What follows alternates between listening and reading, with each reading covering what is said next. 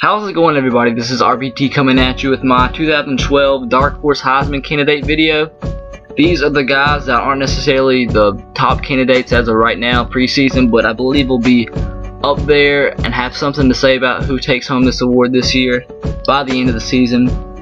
Some of these guys might surprise you, some may not, but just gonna make it quick, jump right into it. Here we have my running back, Eddie Lacy, University of Alabama running back. He's going to be taking on the load after Mark Ingram, Trent Richardson. Both were Heisman candidates. One won the Heisman, one fell a little bit short. So why not Eddie Lacy? He's just as talented as Trent Richardson, and he's going to be running behind a way better offensive line. This offensive line Alabama has coming back this year is probably the best out of the past 2 or 3 years, maybe 5 in all of college football.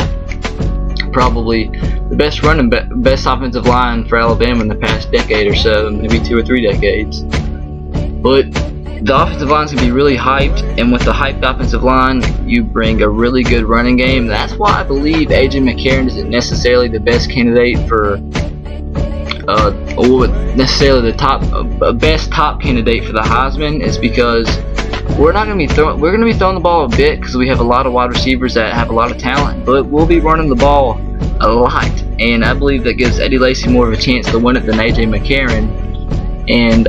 But one thing I think might take away from Eddie Lacy is we have 4 or 5 running backs could start at 80% of the schools in Division I football.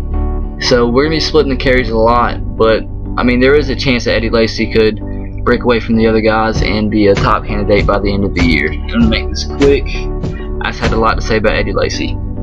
Next, we've got Keith Price, University of Washington quarterback. You saw him in the bowl game against Baylor. Him and Robert Griffin were going back and forth.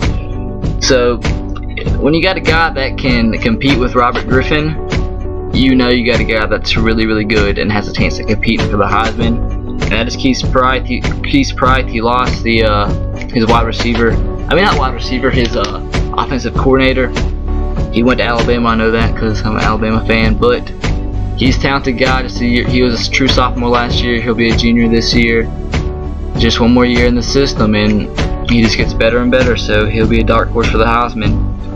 Next, we got Tyler Wilson. He decided to stay around his senior year with Bobby Petrino's offense. You know he's gonna have the numbers to be up there for the Heisman, and especially with it being a senior year. He lost a few receivers, but he's getting back his running back, who's one of the best in the SEC. So that's gonna have make a few more guys crowd the box, which opens up some lanes for the wide receivers.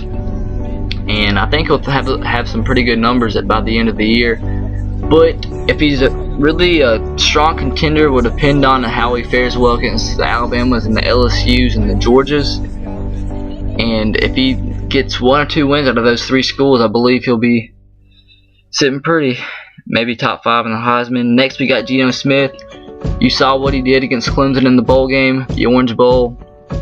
He brings back a lot of his team. He'll be able to show everybody in the country what he's able to do if he gets to play in the Big 12 next year, which I think, last I've heard, they're going to be able to play in the Big 12 starting this upcoming year. So he'll be able to play against really good competition. I think West Virginia is a preseason top 10 team, so he'll be getting a lot of hype. And if he puts up those numbers like he did last year and he continues to win, he'll be right up there. These next 3 kind of might surprise you a little bit, and this is just my personal opinion. You got Logan Thomas, quarterback at Virginia Tech. He's huge, kind of a little bit comparable to Cam Newton. He's 6'6", like 250, 260. He's a huge guy.